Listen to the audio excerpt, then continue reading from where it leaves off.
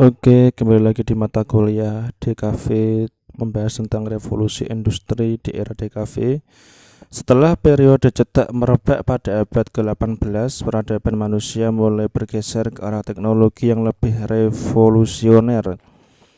Banyak ditemukan sumber tenaga baru seperti mesin uap dan listrik. Oleh karenanya, hal ini sebagai sumbu terciptanya mesin-mesin dalam bidang industri. Penggunaan mesin dianggap lebih memiliki daya akurat dibandingkan pekerjaan tangan. Perubahan tersebut pun tak ayal merubah perilaku masyarakat dan memberikan tantangan bagi para desainer grafis untuk melahirkan konsep-konsep iklan yang lebih menarik dan efektif. Era tersebut sering disebut revolusi industri. Di bawah ini merupakan pergerakan-pergerakan desain yang bermunculan hingga abad ke-19-an. Yang pertama yaitu ada di tahun 1819, era Victorian terjadi mulai tahun 1819 pada saat pemerintahan Ratu Victoria.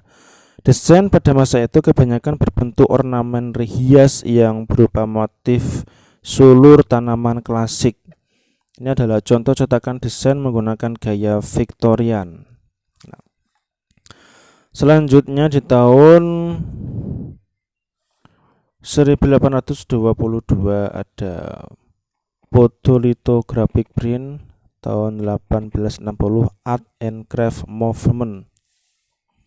Selanjutnya di tahun 1900 ada ekspresionisme.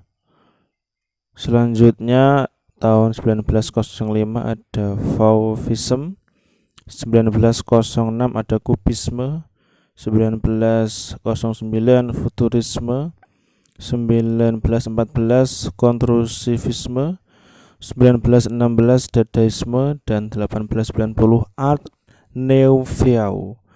Era art nouveau merupakan aliran seni rupa modern yang kaya akan ornamen dan asimetrik yang identik dengan karakteristik tumbuhan yang berliuk-liuk.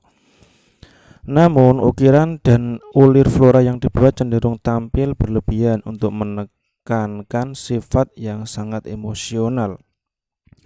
Ini merupakan poster karya Alphonse Mucha.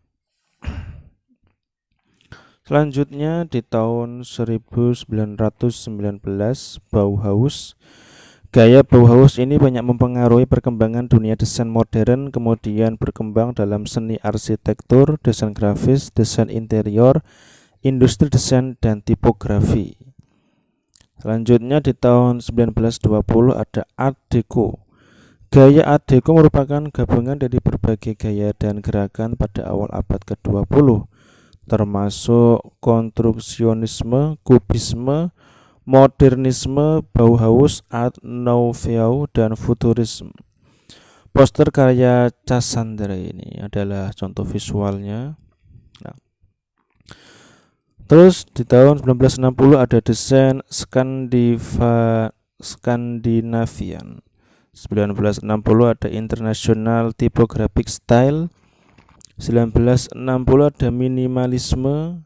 1920 ada The Style. 1960 ada psychedelic. Ciri khas gaya ini melengkung dan berupa handwriting menggunakan warna terang, cerah, dan kombinasi warna komplementer misalnya hijau, merah, oranye, atau ungu. Tahun 1960 ada pop art. 1960 ada New York School. 1970 ada New Wave. Dan 1970 ada conceptual art. Jadi banyak macam-macam aliran ya. Sekarang kita menuju ke abad 20 dan abad 21 ini ya.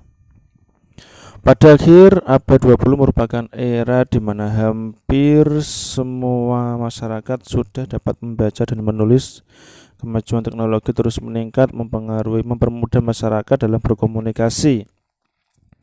Media untuk berkomunikasi pun beraneka ragam, seperti radio, televisi, telepon, majalah, koran, dan lain-lain. Berita serta iklan dapat dengan cepat diterima oleh masyarakat melalui media elektronik, misalnya televisi. Oleh karena itu, pada akhir abad 20 bidang periklanan atau advertising sangatlah berjaya. Para produsen pun dengan rela hati mengiklankan produknya meskipun biaya untuk membuat iklan tersebut cukup besar. Tidak hanya melalui media televisi, para produsen juga berlomba membuat reklam, billboard hingga perhelatan besar untuk memasarkan produknya. Oleh karenanya, berbagai bentuk iklan pada media cetak mengalami perubahan dari menggunakan satu warna hingga berbagai macam warna. Berikut merupakan contoh perubahan media cetak dari tahun 1900-an hingga tahun 2000-an. Nah, ini dulu seperti ini.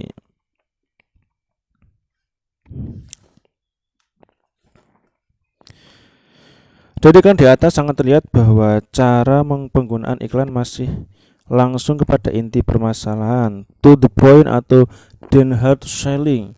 Ada yang dibuat iklan tertulis jelas kegunaannya, bentuk produk dan hasil akhir atau dampak setelah penggunaan produk tersebut.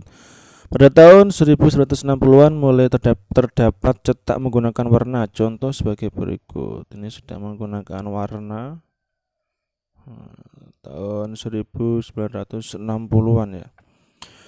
Contoh perkembangan desain grafis akibat teknologi dengan penambahan teknik foto serta cetak menggunakan warna. Dari serangkaian gambar di atas dapat pula kita ajukan sebuah pertanyaan, apakah dengan adanya media komunikasi yang lebih baik tugas desain grafis menjadi lebih mudah? Tentu saja tidak.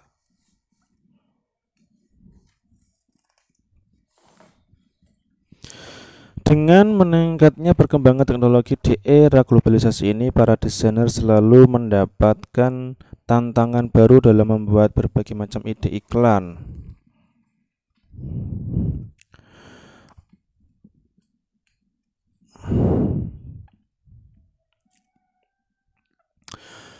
Ide iklan yang lebih menarik perhatian tidak sekadar pemilihan gambar yang bagus saja, tetapi memerlukan konsep desain yang sangat mendalam. Nah, ini contoh gambarnya. Ada ilustrasi badak beruang. Tetapi dari konsep tersebut harus dapat diterima oleh masyarakat dengan mudah. Misalnya penggunaan telepon rumah sudah mulai ditinggalkan. Banyak masyarakat sekarang beralih ke telepon genggam atau yang lebih canggih adalah smartphone. Dengan menggunakan smartphone, masyarakat akan dengan mudah mengakses berbagai hal. Dengan media smartphone, masyarakat dapat berkomunikasi bahkan berinteraksi melalui media sosial seperti Facebook, Twitter, dan lain-lain. Dilihat dari komersil, para desainer diharapkan mampu memenuhi beberapa harapan para produsen atau pengusaha dalam memasarkan produk-produknya yang berkaitan dengan promosi periklanan atau advertising campaign. Dan demikian, media iklan tersebut dapat dikonsumsi masyarakat sebagai upaya meningkatkan ekonomi usaha. Pada era globalisasi ini, upaya-upaya penyebaran informasi dan pesan didukung oleh teknologi yang canggih sehingga interaksi penyampaian informasi dan pesan antar negara menjadi semakin tak terbatas. Contoh perkembangan komunikasi menggunakan media digital saat ini. Ini platform WordPress ini ya. Lama sebenarnya WordPress ini.